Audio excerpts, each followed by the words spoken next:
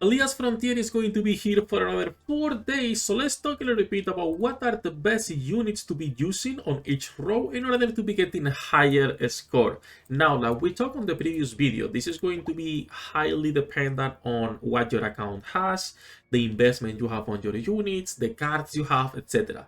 But there are clearly better units because the boss itself has specific bonifications, right? So if you go into the boss himself, as you can see, he has physical damage weakness, electrocution weakness, and stinging immunity. So based on those things, you will have to change your team and what characters you are using. That said, let's talk a little bit about what characters I would recommend going and also which characters to use as your main damage dealers. I'm going to be dividing this into obviously back, middle, and front. I'm going to be putting the best characters of each row, and then what I'll do is put some on the filler. So which ones I think have a higher priority versus which ones are going to be used at the moment because we don't have anything else while they have some value still to provide. So let's start with front, okay?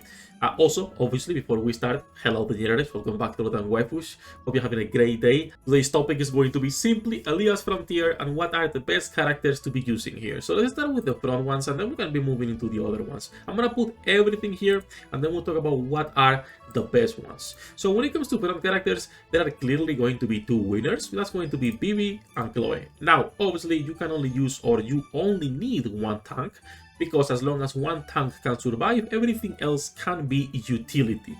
And when it comes to frontline utility in global, there are not that many great options at the moment. You have Liz, you have Shady, you have Festa, you have Rim. These are the characters. Now, why these specific characters and why the sudden recommendation on Festa?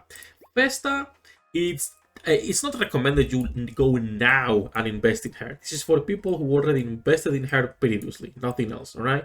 Because Festa is not a good unit, but she has something pretty good on her skills, and that's going to be here on her freshman, Rock and Peace, which is basically reduce outgoing damage for 4 seconds of the enemy, and you can actually increase this to 7.3 seconds all the way if you go to level 12. Even at level 10, 6.7 is good, but the level 11, it's enough with one SP item to maintain this 100% uptime. Now, that assumes you can keep her alive. That is already a big if. That's why she is a filler more than a main character, right? The other characters that are pretty good, honestly, are going to be Rim, Shady, and Leeds. Like I was saying earlier, the only thing that's mandatory in the front, it's a good tank. And in this case are Bibi and Chloe. The others are fillers. Now, when we say Bibi and Chloe, why these two? Sefhi, if I have more invested my Velvet, I cannot use her? You can, but she is a worse tank overall than what the others can provide. Same applies for Rude, same applies for any of the other tanks like Komi if you wanted to use her. They are not bad characters, but if we're talking about one tank surviving on its own the whole fight, it's going to be either Chloe or Bibi. Those are the strongest tanks at the moment, okay? And then when it comes to Rim, Shady, and Leeds, Rim is more of a nice option if you have her build because you already did the whole the press team. She can act as an off tank, sometimes being a little bit better again, depending on your composition and how much investment she has, because she has a pretty good self-sustain, but she has no utility for the team. While Leeds and Shady also, we actually forgot one character here. We actually forgot the best girl, Kidian. While Liz and Kidian are providing really good damage, if you invested in them, it's extra damage. They are not going to be your main carries, even though they are physical, but they are not the main carries this time around. And then Shady actually has the silence, which is really good. Now, the problem with this boss is that silence is not mandatory. The boss is spamming so many skills and summoning so many ads that the silence, you cannot keep it 100% uptime and you will still get kind of destroyed depending on the RNG and the skills he decides to use. So Shady is good on the front line because we don't have a lot of options at the moment, but obviously the silence for this one specifically is not mandatory. So that's for the frontline. Those are the characters that I would recommend people use. I will say Rim is mostly kind of copium at this point, but Festa can be used depending on what you're doing. In my opinion, the best ones to be using are going to be these 4 characters, and these 3 are kind of fillers. But I'm going to be putting Kidian and Shady here, so you guys understand the importance of having a great tank. Okay, so that's for the front. let's talk a little bit about middle characters and what can be used on global specifically. Now, SP is going to have the same problem as Shady, which is silence is not going to be mandatory. Not only is not mandatory because how many skills the boss spams, but also the middle row has the best DPSs for this raid. So using SP means you're already stealing, quote unquote, one of the spots. But SP can be an option. Elena, Aya, Blanchett, even though Blanchett will be more utility than anything else. Yomi, Epica, Ui, and I'm pretty sure that's about it. I don't think I would recommend anything else. Maybe an Alice, depending on what you have invested. But those are the characters that I would recommend on the middle. Now, which ones are the best ones and which ones I would just put as filler characters? So for this raid, since it's weak to physical, the two main damage dealers most people are using is going to be Elena, because she has both the physical plus the synergy with electrocution characters, or Epica. The problem with Epica is that it takes time to ramp up her damage because she needs her ultimate. So all in all, Elena has been the main DPS for most people who have her build. The rest of the characters are going to be fillers in the sense of what do you need to be bringing, right? So Alice, if you have a mad team with the Alice card, is really good. Blanchett, if you need the extra silence, or SP, depending on what you have built, right? Both of them will act the same. And then the other characters that are also a little bit of a filler are going to be Yui and Aya. Mainly because Aya it's only used if you have Elena as your main DPS, so she can boost your damage, right? Because she would be having the passive right here. And then when it comes to Yui, it's only if you need more heals, but Yui dies super fast in this boss. And then Yomi is, like you said, guys, it's mandatory, okay? Yomi is the best character in the game. She will be used everywhere. She is still out-damaging some of my physical characters in this boss, which is stupid. I would even say Elena has a higher priority than Epica, but it's obvious that Epica can provide such a great amount of damage output that I'm gonna put her on the middle because all three of them are really good. Again, the others just depends on what elements you've built and what you currently have. Higher combat power, for the most part, will also help you more than just a better unit. So that's for the front, that's for the middle. Let's lastly talk a little bit about the back. Back characters are on a similar position to the front right now, and this is that there is not that many great options specifically for this raid. The one you're going to be seeing the most are Mayo, is Elena, you also have your Picora, you have Scylla, and then Xion. Now, everything else is going to be kind of like a 50-50. You could be using Butter, you could be using Meluna, you could be using Momo. I would not recommend going for Erpin, nor Ashur, or even less for something like Belita, right?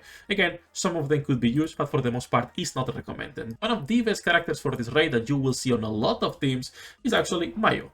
Now, something that I did not know is that when we're talking about outgoing damage for poison and for dot, she is not that good because of the poison. She is good because of the explosion that it deals at the end.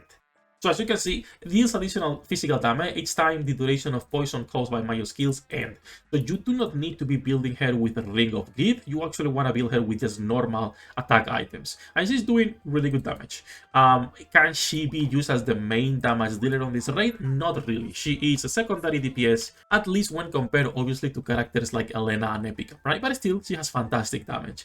Now, a lot of other characters here are going to be fillers because, again, it depends what you've been building, and someone like Momo is not really a physical damage dealer, but her clones can help a lot as usual to cheese the boss. So she's a fantastic character. I'm almost tempted to put her as a recommended unit just because of that and put Butter as the filler, because even though Butter can be a better damage dealer for this raid, the reality is that our favorite dog is not that great. Even as a physical damage dealer, she is mostly a buffer sub DPS, right? Even if you have this right here.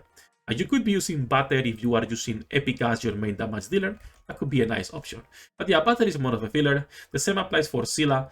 The only reason to be using Scylla as one of your main damage dealers because she is, once again, a physical single target damage dealer. And she can stay quite far behind, just like Xion is if you don't have any of the other characters built. But she's not a main damage dealer. As much as I like Xion, I don't think she shines a lot on this raid either, but she can be 100% used, and I've been using her on almost all of my teams. But again, it depends what you've been building. Then when it comes to Meluna, she is nothing but a filler healer. I've said this a lot of times, this is a cheap healer to be building for raid content. Her skills are pretty good. She heals everyone on the team. It's not like 1 or 2, it's everyone. And these 5 melons also can apply deals 5 times with something like the blanched item or other items that are similar. For this raid, obviously magic damage doesn't matter, but still it's a pretty good one. But again, I think it's a more of a filler copium character rather than anything else. Picora on this raid has been fantastic. When it comes to the stickers and her own item, I think she's probably amongst the best healers, paired with Yomi. I'm not sure if I would put her as like a mandatory character or not though. I have my questions on that one, because it depends if you have the item or not. If you have the item, she honestly can be used as one of your main back characters, but I'm gonna be putting her as a filler for now. And the same applies for Momo, like I said earlier, because first of all, she's used to cheese the boss rather than, actually deal more damage. And that is going to be so much more RNG than just running good characters. And then the last one we need to talk about is obviously Amelia as a backline character, because Amelia, her damage is not great, okay? We don't care about her damage, but this is going to be your source of electrocution in the team. As you guys saw, the boss is weak to electrocution, so you want to be using your first man as much as possible, her senior, and all in all, she will also be putting electrocution on a random enemy on a 10-second cooldown, which you could be taking higher, but again, it doesn't increase the cooldown, only the duration. So that's why Amelia has been used on so many different teams for specifically this first Elias Frontier we have. Honestly, those are all of the characters that I will say are the important ones to be running. Like I said earlier, some of them are fillers, some of them are more or less important. I might have missed someone. Hopefully, I didn't miss anyone. I think I didn't. If I missed anyone, do let me know in the comments, and we can, pin those comments. But I'm pretty sure those are most of the characters that I wanted to talk about when it comes to each of the rows.